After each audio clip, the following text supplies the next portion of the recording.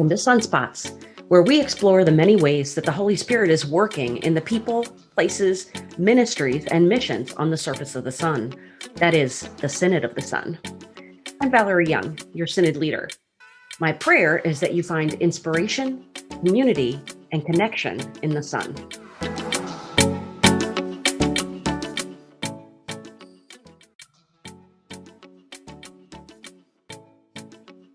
This is Thomas Riggs, Administration and Communication Coordinator for Synod of the Sun. On today's episode of Sunspots, we listen in on a conversation between Zoë Garry and Ezequiel Herrera. Zoe is the Director of NOLA Wesley, an affirming campus ministry for the students of Tulane and Loyola Universities in New Orleans, and Director of the Labyrinth, a new worship community that is a pay-as-you-are-able coffee shop, also in New Orleans. Ezequiel Herrera is the Rio Grande Valley Evangelist for Mission Presbytery, and he's also the new worship community pastor of New Life Faith Community in McAllen. And although their ministry settings are really quite different, Zoe and Ezequiel find a great deal of commonality as they talk about the unique joys and challenges of leading a new worship community and how what they do requires patience, creativity, and a lot of love.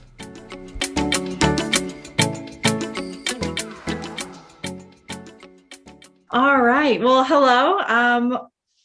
Do you want to introduce who you are and your ministry quickly? Or Sure. Well, I'm such an old-fashioned. I will always ladies first. You can tell. You can tell that I was born all right. Okay. Well, my name is Reverend Zoë Garry. I run a new worshiping community in New Orleans, Louisiana, called the Labyrinth Cafe. The Labyrinth Cafe is a pay-what-you-can cafe that is set to service and the students of Loyola and Tulane Universities. So we do campus ministry.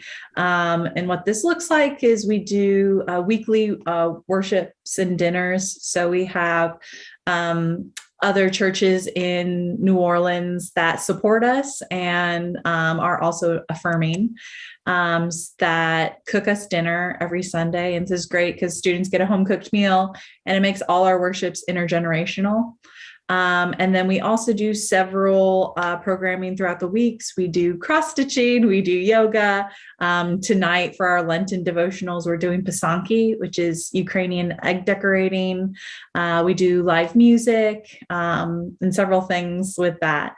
But yeah, we're a campus ministry and we are the only queer affirming ministry for Tulane and Loyola. So that's a big part of our identity and the community that we serve.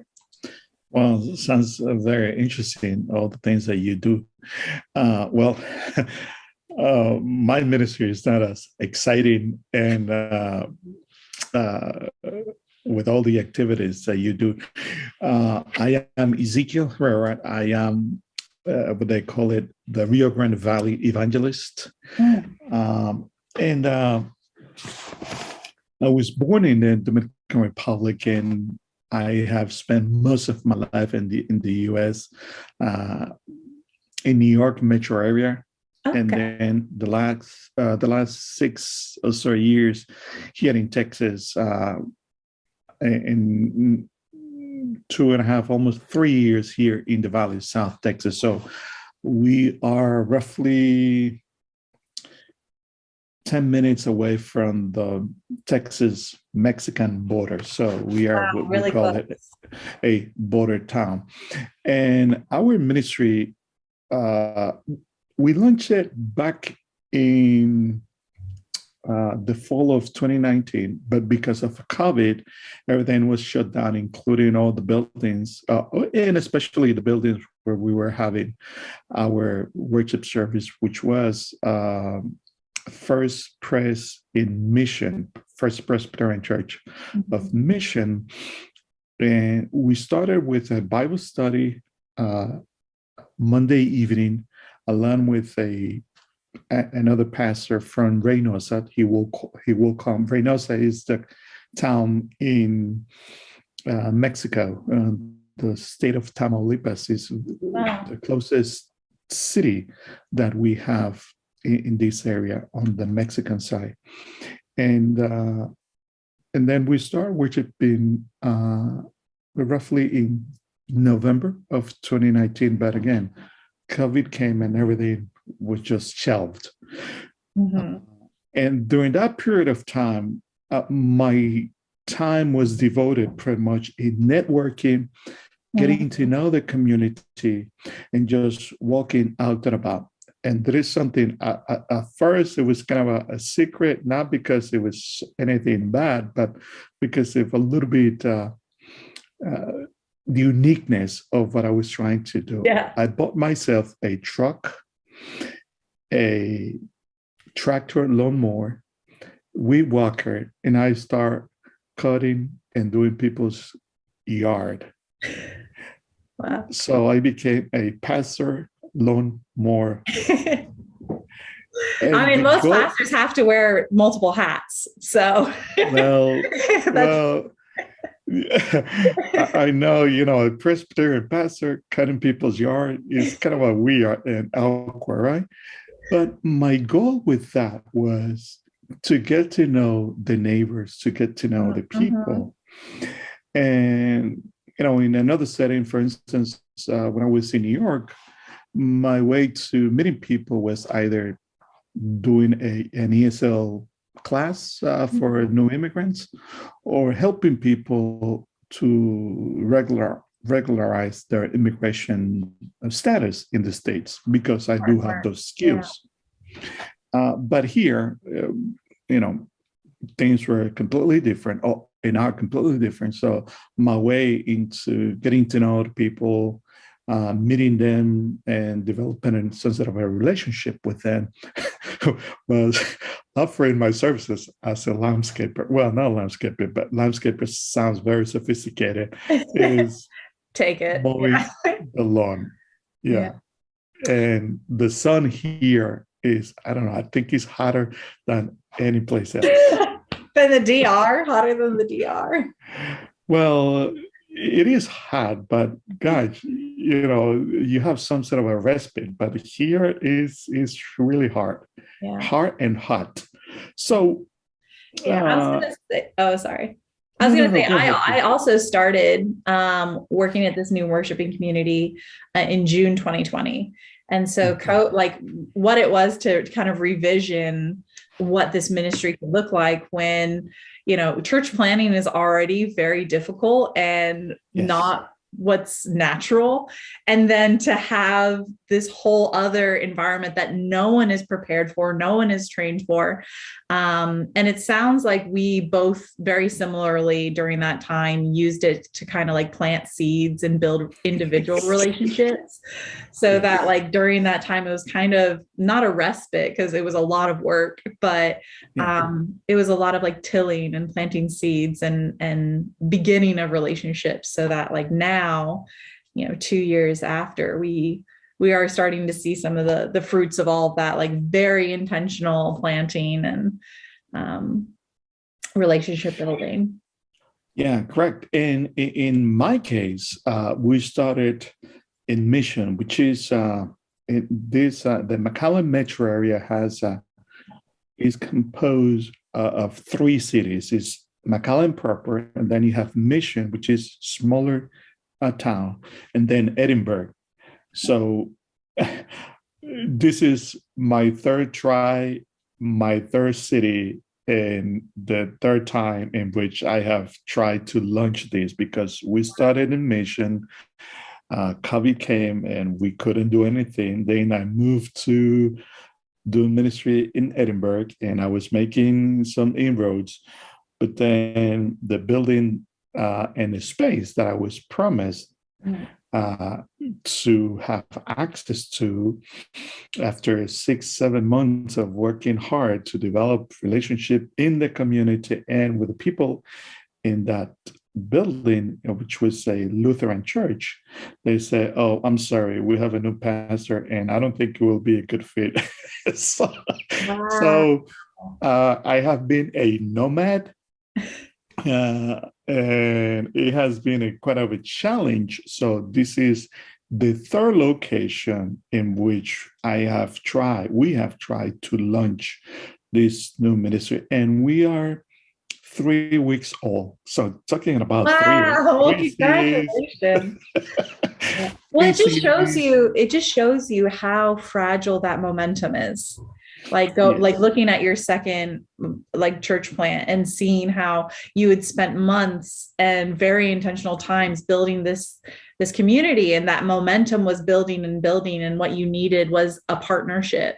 And because you weren't supported, that momentum, which is so fragile, fell apart at that time, which is so disappointing and really hard to see all the work that you've put in and intentionality and that momentum. It's hard. Momentum, I don't think people acknowledge how fragile momentum is, especially in church planning. Yes, correct. And then these other things, church planning, and especially these crises, health crises in which we find ourselves, because in order to combat and in order to keep yourself from being infected or exercise the health procedures and protocols, you have to be isolated. And come on, a church planter being isolated, the nature of the work is to be out and about, meeting people, getting to know folks, getting to know the lay of the land. And then we were called and we were told to shelter in place. So that has been the journey. So what about your faith journey? And obviously we asking questions, feel free to pass or. I will not talk about faith today. No, I'm just kidding. Yeah. My faith journey is pretty uneventful. I was raised in the church, literally. My dad was a pastor, and so I grew up in Mansfield. Are you a called PK? I'm a PK. Yeah. And I had a very positive church experience growing up. I loved the church. I had really amazing experiences with communities that uplifted and invested in me, and made me feel seen and really celebrated my talents. They allowed me to preach from the pulpit when I was in high school. I did internships. Wow. When I went to college, faith was still very active in my life, but I became more active in interfaith. And so I went to college. I studied abroad in the Middle East. Then I graduated and traveled and started teaching. I did ESL in Brooklyn. So I taught high school. Oh, New Yorker. Yeah. So when you were in New York, I was going to ask you where, and studied in Bangladesh, but I really felt like I loved the work that I was doing as a teacher. It was really important work. But I felt that part of my vocation, the faith aspect was missing. I consider my faith to be one of the most beautiful things about me. And the fact that I wasn't able to explore that holistically, led me to seminary. So I went to seminary. I had no idea what I was doing. I applied, saw what happened, and I was accepted. And the 3 years there were very formative. And that's where I learned that I love learning, and I love academia. I didn't want to be an academic. And so I was able to find a vocation here and a call here in campus ministry, where I can still be part of that environment, but still be very intentional in education, but also in building relationships and cultivating these spaces for faith. Yeah. Wow, you have the best of both worlds, so to speak. Yeah, exactly. That's awesome. Again, very interesting journey.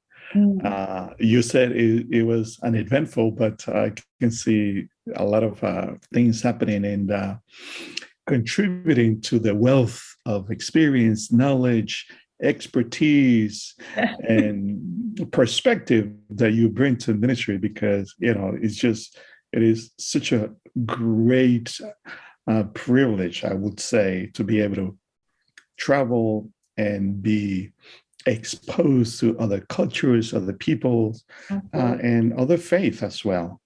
And I think that enhance your vision, your ministry, and your ability to see things not just from a very narrow perspective, but have a bigger, wider vision of what the world and what people are all about. That's interesting. Well, again, mine is kind of a very boring. No. I remember I had, and you mentioned high school, being able to preach when you were in high school.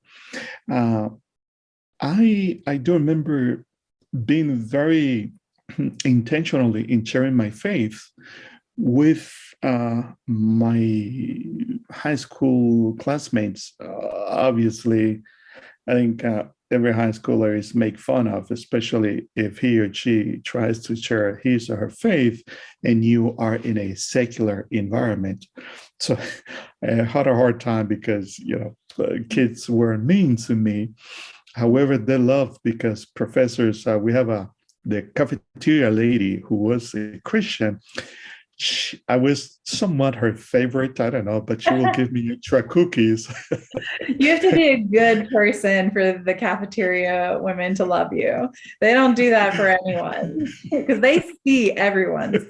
So she will give me, So she will give me extra stuff, and my friends, they will capitalize on that, and they will be nice with me during the recess period, just so I can get them the cookies or the goodies that I will get from the cafeteria lady.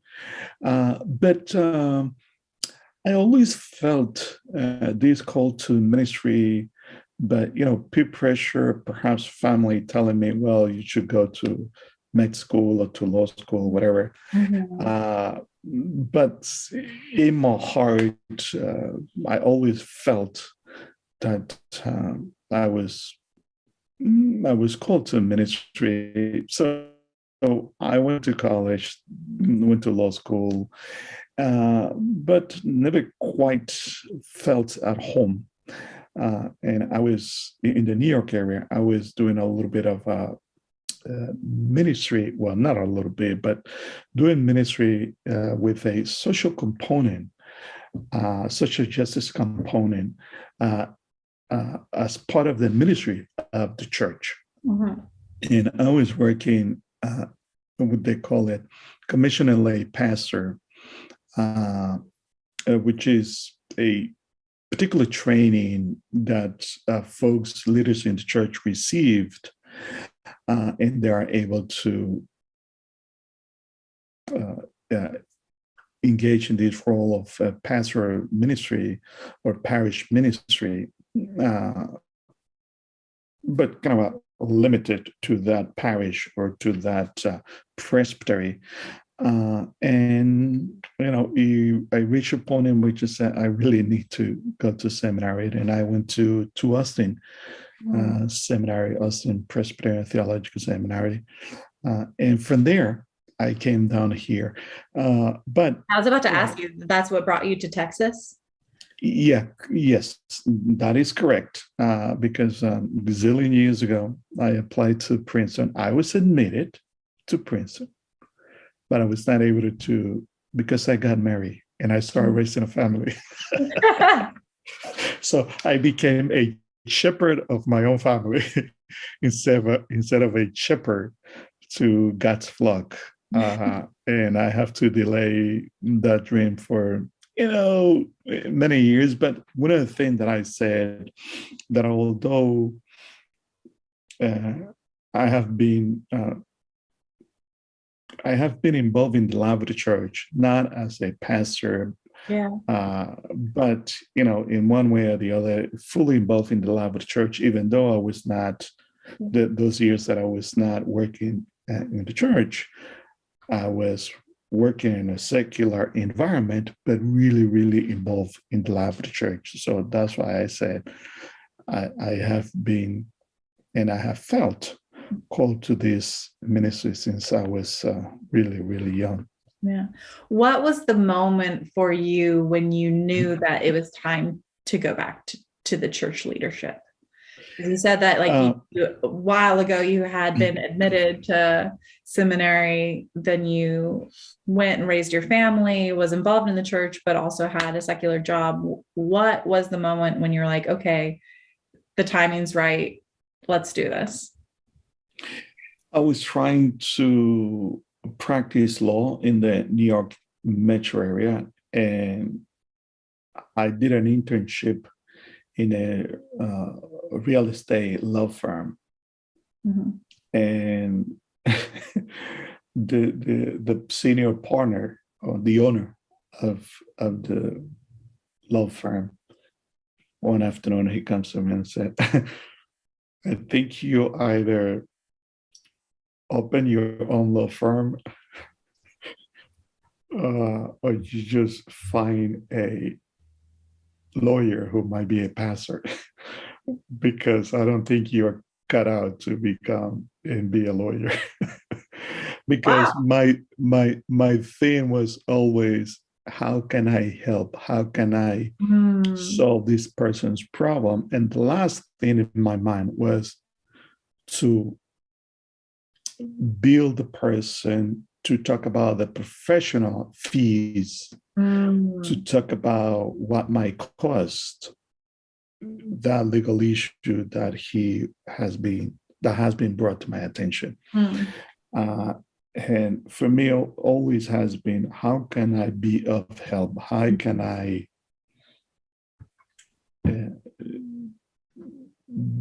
provide and put the skills that I have? Yeah, business is a business, like this, it's their people that you're interacting with. It's, correct. People in your community and your job. It's not just. And I have I struggle with that aspect.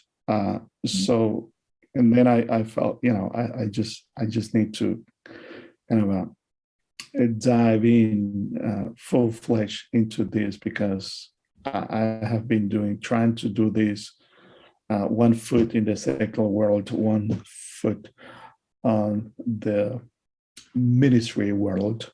And at the end of the day, I'm not satisfied because I am not fully invested in neither. So, and that's when I kind of realized all the catalyst, I would say. Yeah. You mentioned the exciting things, all the things that you've been doing in NOLA. Is that what you call it, NOLA? Yeah. Yeah. Any particular lesson that you would like to share with folks who are thinking about church planting, are thinking about a new church development, a new ministry? What is it that few things that you can share with those folks out there? Yeah, definitely. I have lots of advice. I'm an ideas person. I have so many ideas in my head. There are so many things that I want to do, but you can't do them by yourself. And you really need to have a partnership, either like in your community or with someone else to do ministry with. Because if it's just you constantly organizing yourself and you're the one that's like the point person on everything, it's just not going to be as fruitful as if you have community leaders involved. And so I know specifically it can be made larger here on a campus ministry. But if like the students aren't invested and if there isn't student leadership, it's just not going to be as successful. And so my first year, I, came out swinging. I had programming every single day, and I had an idea for this day, an idea for that day. And I thought they were amazing ideas. And I think that in a context of someone else leading them, they could have been very successful. But what I've learned the most this year is that if I want events to be successful, if I want programming to go well, if I want investment from the students have to be the leaders on it. And it sounds so simple and so obvious, but it's, sometimes as like the director or as the pastor, as the leader, you often think that you're the one that has to provide that leadership, or you have to be the one that's leading the students. But the more the students are individually leading things, the more successful they're being. They're inviting their friends, they're letting people know about it. People are more likely to show up for their fellow student than me. I think, well, thank you. Those are great advices. And I will concur with you because, again, we just are in the early stages of this, and mine is a community, kind of a subdivision. And this is in this part of town, this part of Texas, the populations are very sparse. So you have a subdivision here, a couple of farms, and then another subdivision. So, but I concur with you when you said that you need to, even though you might have great ideas, but it's important to involve the leaders and find out those leaders, because they will be able to have some sort of an influence on others. And those are your ideas, but somehow or some way they have an sphere of influence of fellow students.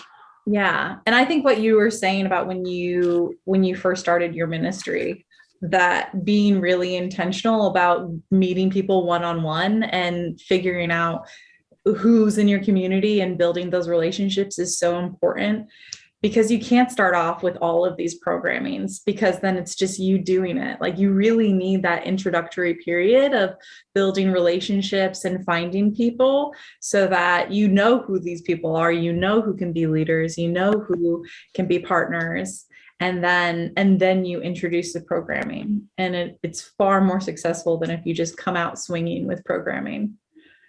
Yeah, and to that end, one of the things that I have also learned is that folks might not welcome, I don't want to say reject, but I will say not welcome your ideas, is simply not because it's not a good idea, but because it's not theirs. It has not come from them. However, if we find a way to cultivate and to create an environment in which those folks that we are cultivating and hopefully developing, those ideas are coming from that group, they see as their ideas, and they will have vested interest. As some folks said, they will have skin in the game because it is something that they're passionate about. Yeah, they're invested. Correct. And in my particular region here in the Valley, folks, one of the things that I have learned is that it takes time for them to trust someone who has come from elsewhere. And listen, I have come from the Dominican Republic, from New York, from Austin.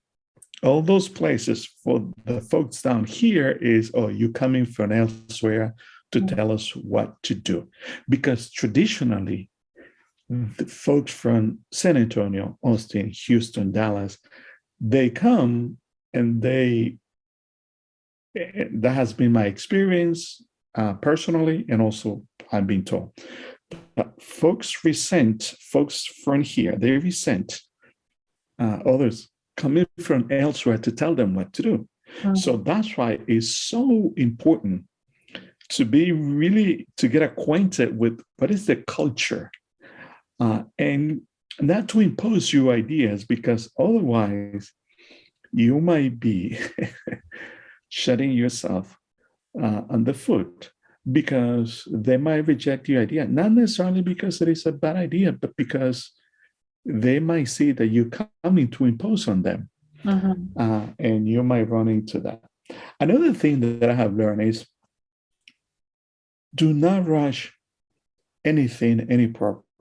Get acquainted and become familiar with your intended community, which is really somewhat similar to having your own idea and trying to run with it.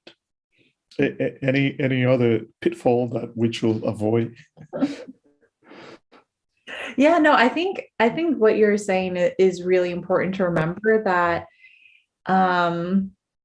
these things take time, and it can be really hard when you're starting off, because you have so much energy and you have so much vision and so much excitement, but then also just being realistic with yourself about the actual time frame. You could be like, I want like 10 people in this Bible study every single Monday. And you can get there, but what does it mean to be okay with only 2 or 3 at the beginning, and realizing that you're building those very intimate relationships with these people, and you're becoming someone really important in their life, and they're going to want to share that later on. And so then, in 5 years, that Bible study can have 10 to 20 people because of that very intentional time that you took that first year, instead of just like giving up and walking away because it wasn't your immediate expectations. So, Reverend Zoe, what are you doing Wednesday night? Well, what you're telling me, it is precisely what I've been thinking of late. Because, yes, we have this passion and this vision and these dreams to have a big group. And to get to that goal. And there is a plethora of reasons why we want to have this big group, because at the end of the day, unfortunately, the majority of the people, they meet success depending upon the number of people that you have in a given program. However, that fellow who is behind me, he used to say, Dietrich Bonhoeffer, he used to say that our call as Christians is not to be successful, but to remain faithful. And you've been preaching Bonhoeffer in that thing that you just say, now you're my favorite people, because success. I love Bonhoeffer. And what you're telling me is to cultivate these 3 or 4 people and develop and grow them and nurture them. And it is not about quantity. It is about the quality that you are able to cultivate in this group. And that's really important. Again, I am mindful that numbers are very attractive. Oh yeah, definitely. So much of our world is measured by that. I mean, like, that's what like capitalism teaches us, right? Is that yes, the more you have, like, the more successful you are, and the more powerful you are, and the more deserving you are.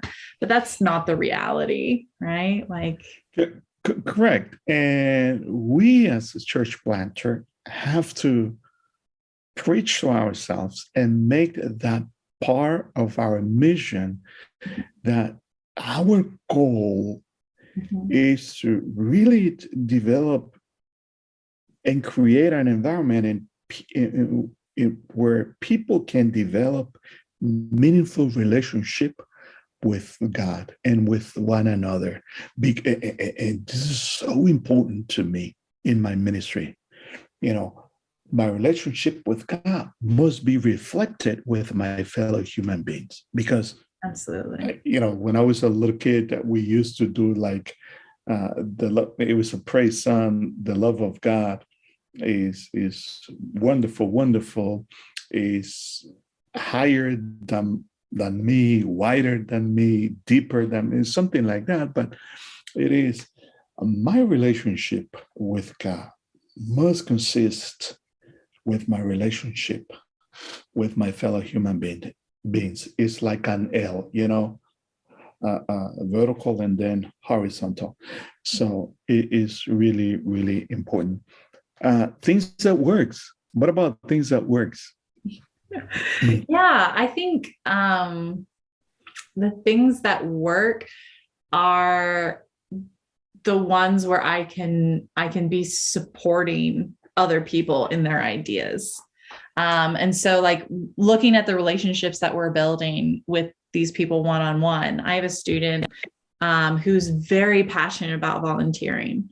And, she wants volunteer projects and she wants to be a leader. And so I'm like, okay, organize one. Like, you need food, you need rides, you need water, I'll get them. But like you organize this volunteer project. And she did, and it was great, but if I were to organize it, then I'm texting everyone, hey, are you going to come? Like, remember this, remember that. And if I'm doing all the legwork on that, then it's not going to have the same effect as if that student is organizing and she's having the leadership of that service day. So yeah, I can't stress it enough that like the more that the students are the ones in charge or the ones organizing, the more successful they are. Yeah, and what I can sense there, at least this is one of my observations, right? Yeah. Is you empowering this student so that he or she can take ownership of this idea and feel supported by you and encouraged by you, but he or she will know this is my baby, or this is my dream, this is something that I invested in.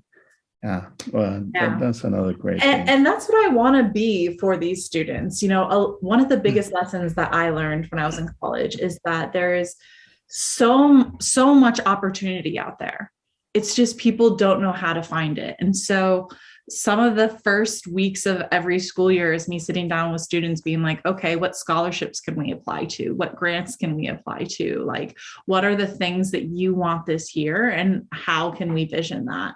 And so creating those opportunities of really sitting down and listening to what it is that these students want from their college experience, what these students want from their community experience, is really important. And then being able to connect them. And that's where that network of knowing people is so important. The first 2 or 3 years that we both spent meeting people is so important. I want this type of job. Okay, well, I know that this church is hiring, or I really would like to do this volunteer thing. Oh, well, I know that this church does a day of service. Why don't we connect you with them? And so being that network for the person and realizing that like we ourselves are church planters, but we're all part of this greater Christian community and we're better together. And like, we really are just so much more connected when we're not these isolated things. Oh, are you a member of Mission Presbytery? Because that's our mantra, better together. So your second time, you're my favorite people. Oh, all right. Okay. What do I have to do to get 3? Let's go.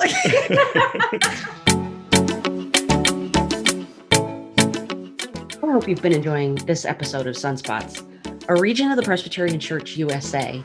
We are Presbyterians in Arkansas, Louisiana, Oklahoma, and Texas, with dynamic and hopeful ministry happening in the name of Jesus Christ. If you have a good news story or an exceptional ministry to be highlighted, send that good news to Sunspots at synodsun.org. Now, back to the show. You're talking about the wonderful partnership that you have with the different churches where they support, cook meals, and are really, really in partnership with you. For folks like me, I mean, I'm being granted, we just started, but it's been a little bit of a struggle to find willing partners, partners that see this ministry as their own, as something that they need to care for, to support, because at the end of the day, we as a Presbyterian, we are the connectional church. We are all in this together, and your success is my success, and your pain is also my pain. So what can I do to be able to have those partnerships that you so wonderfully have been able to muster and to get? Yeah, I think so. Starting off, I always ask churches to cook us a meal, because I feel like churches, if the first conversation is not about money, they'll open up to you, right? If you go to them and be like, it would be really helpful if you could just cook me a meal, and I want you to come here, and I want you to see our community and be a part of it. And they come, and the meal's good, everyone's talking, and then you're building those relationships. All right, like, can I get coffee with you next week? How else can you be involved? Well, we have a work day. Can you help us like with our building? And then once those relational those relationships are established, then it looks into more like, how can you be more faithfully invested in me? Well, my fence blew over in Hurricane Ida. Can you either support me in paying someone to build me a new fence, or can you fix it yourself? Like, help me. I have these problems. How can I solve them? And really putting it into those other people's power. We're like, we're in relationship. We are ministry friends. We have a problem. Like, my fence blew over. How do I solve this? And when you give them that power of being like, how can you solve that? I have an idea. They're more likely to get creative or give you the investment that you need to do those different types of things. One thing that I really try to instill in my community and my students is that we are not unique, and that when they leave college, look at all of these churches who support us, and you can go there. Like, when your time is done with us, like, look at all these amazing other communities that have supported us and loved us. And like, the church is wonderful and expansive. And no matter who you are or what part of the journey you're on, there's a place for you. There's a church for you. There's a small group for you. And so what does it look like to see the diversity of that, and being able to access it through the relationships that we've built from all these other churches? Well, that's great. That's beautiful. That last part that you said, that you don't want to hold on to those folks that you have been able to cultivate, nurture, nourish, but you are willing to guide them so they can go and see the horizon that you are pointing out to them, which again, it sounds, and it comes from not only a person who cares for the others, but a person secure of who she is in God's world and kingdom. Because we encounter people who are so narrow-minded that they don't want to give up that person or that leader that he or she has been able to cultivate, and you just go, because you have done your part in that person's journey, and now is for him or her to find his or her place in the world. So that might be the third reason why you're my favorite people. Well, thank you. That was really kind. Thank you. Yeah. I will also say that I think that is unique to my position too, where like I have a new community every single year, and that is difficult. Like I have new students. I have students going abroad. I have students who are graduating. I have students who are transferring school. So every single year I have a new community. I also think that there is a lot of beauty in a long love, right? Yes. People that you have in your life that you have loved over time, and you've loved every single version of who they are. Yes, we all change. Both of us have just talked about our different careers before we became church planners.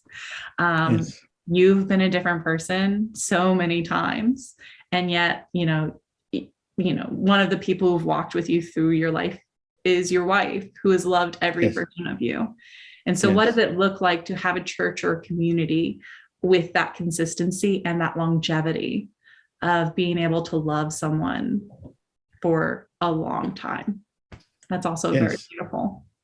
Yes, indeed. Thank you so much. Let me try to bring some sort of a levity. She has put up with me for many, many, many years, which I am so grateful that she's been willing to go this very difficult journey that I have had throughout my entire adult life. I think also one thing, I'm going to go back to the importance of having the support from either Presbytery leadership or those who are in position of authority within the judicatory or the whether committees, a local church, or at the Presbytery level, or maybe at the Synod level as well. It is important because, as you said, this is difficult work that requires patience, and it's a lot of trials and errors. I think we try things hoping and praying and working hard that idea, that goal, that project succeed, but there is no guarantee that it would. And if we have people just looking at the watch, this is your third time, so you either get it right or you're out. So might not be. Well, that's just not how life works, right? Yes. That's just unrealistic to see that like someone's going to get it perfect in a certain amount of tries, that like we ourselves, like the kingdom is now, but it's coming. We're working towards things in the future, and like what we know now and what we're doing now is not always going to be sustainable, and it's not always going to be what people need in the future. And I think that's what's so important about these new worshiping communities, is that we are reimagining what people are going to need and reimagining what our church is going to look like. We are, resurrecting these communities. Yes. I always think it's so funny when people are talking about like the church dying and the dead church. And it's just like, but why? Like death isn't the end. Like we're going to fail, right? Like we've both had our programmings fail, but we're both in better positions from that, right? Like we have been able to resurrect our ministries, and we've been able to reimagine what our faith can look like, what our communities can look like, because we've seen that. And we know that when they fail or when they end or when they die, right? We know it's not the end. And that's what makes us Christian, right? Yeah, absolutely. And we preach of the resurrection and the life after, and yet we're so afraid of death. I'm not saying that I am not. What I'm saying is we, as a human beings, as a collective, But yeah, you are right. I do believe when you look at this and says, well, we tried our best, but there is no guarantee that we're going to be successful in this or that we do. And I think I find comfort when at the end of the day, even if I am not successful in a particular project, if I have given my very best, and if I have done everything that I could possibly have done, and have thrown myself with love, passion, conviction, integrity, and really with all my energy. And if at the end of the day, obviously there will be the disappointment that I didn't succeed, but I can hold on to them and I say, I did my best. Mm-hmm. I did not left, or I did not left anything unturned, any stone unturned. And I try my very, very best. And if I was not successful, well, that's fine. But I know that I try and I gave my very best. Mm-hmm. And I think I find comfort in knowing that, hey, I probably was not successful, but I gave my all. I mean, I would be careful, like not successful to who, right? Yeah, correct. Well, again, thinking about, as you said a moment ago or some time ago, about this thing of the success or that people are normally are searching for, put on a pedestal and point out to, oh, he is a successful person, she is a successful. But again, let me repeat myself. This fellow behind me will remind me over and over again, we as Christians are not called to be successful. We are called to be faithful to God. Mm-hmm. And if we are faithful to wherever I am placed, I think the good Lord will have, will be joyful that I have done and that I have remained faithful in the midst of challenges. Yeah. Mm-hmm. Yeah. Absolutely. Reverend Zoe, any other thing that you think might be worth sharing with other brothers and sisters that might be thinking about in this exciting ministry of church planting? Ooh, pressure.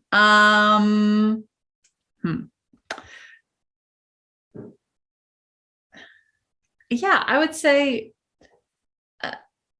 it's important to have anchors in this process. I think, a lot of our conversation today was success and failure and investment and momentum. And it's really easy when you're constantly thinking and analyzing yourself of, is this good? Is this working?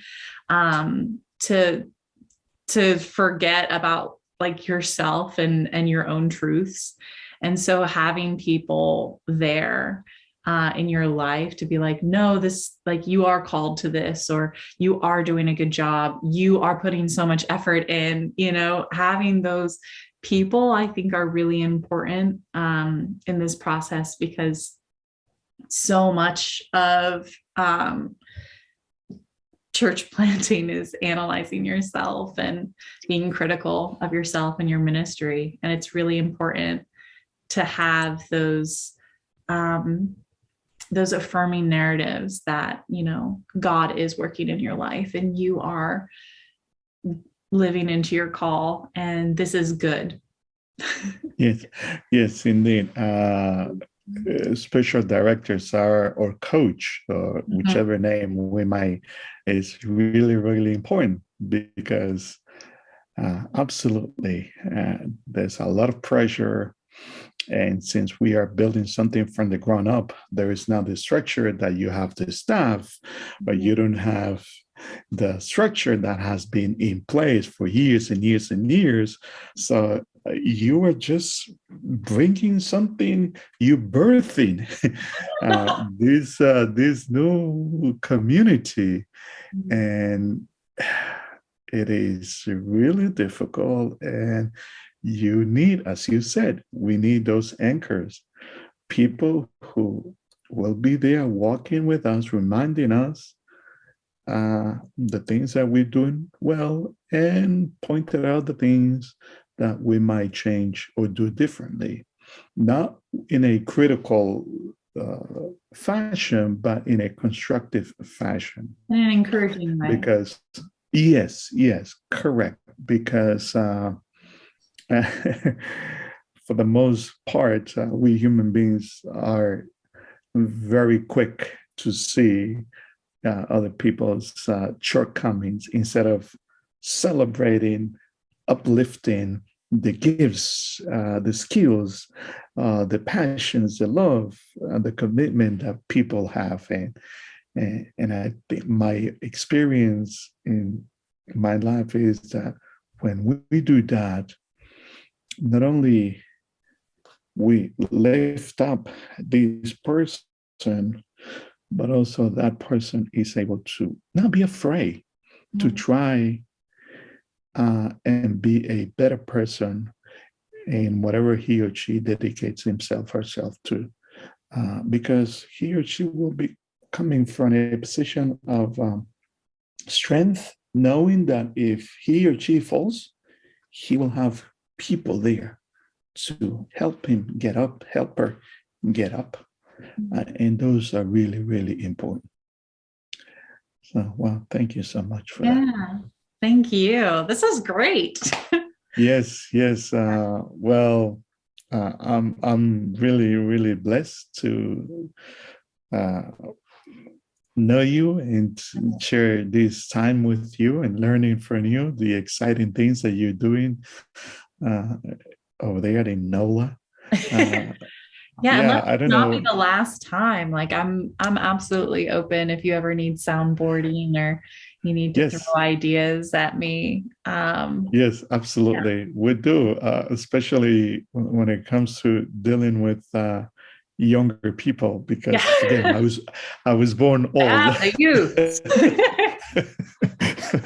So it will come a time in which, God willing, we will have the challenge of doing youth ministry, and I will be reaching out to you for you to share those experiences dealing with college students, so on and so forth.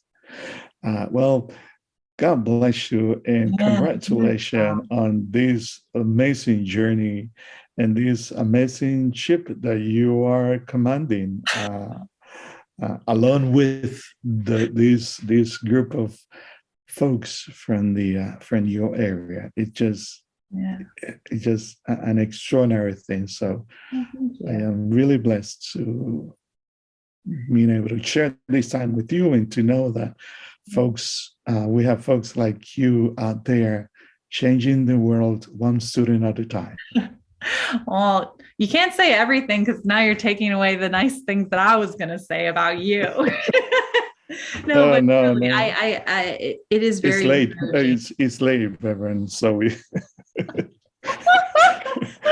No, but it is so good to see like how we both are church planters, but also the diversity of our calls and the way that they look and manifest, and also just the longevity that you offer to us in the conversation to see like what that different life has taken you. And it's not always a straightforward path, that like you can have different careers and different calls and different communities that all come together and can lead you to this place in a very important way. And I think that that's really important for us to remember, is that like our lives are not straight lines, and that, you know, the different experiences that we have like truly shape us into who we are and make us ready to do God's work.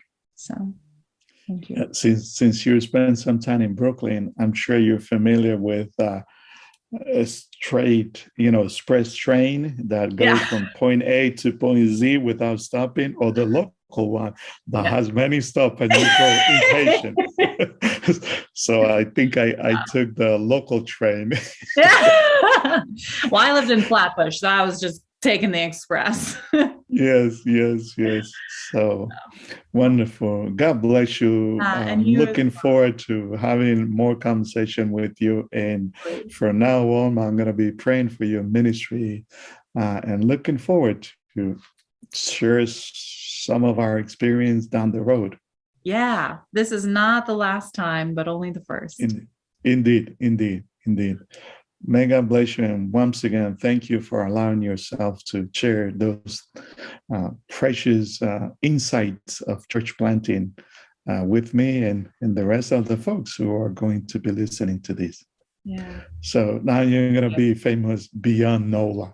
Oh, yeah, we're going to be famous now. That's why I did this, right? Surely we are the most interesting people in our synod. We really cared as well. Yes. Yeah, and I'll be praying for you and your community. Yeah. Thank you. You be well. God bless you. Dios le bendiga. Bye, friend.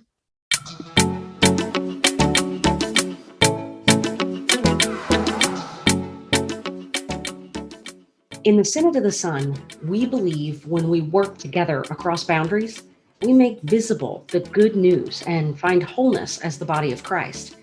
In our common calling, we impact lives together.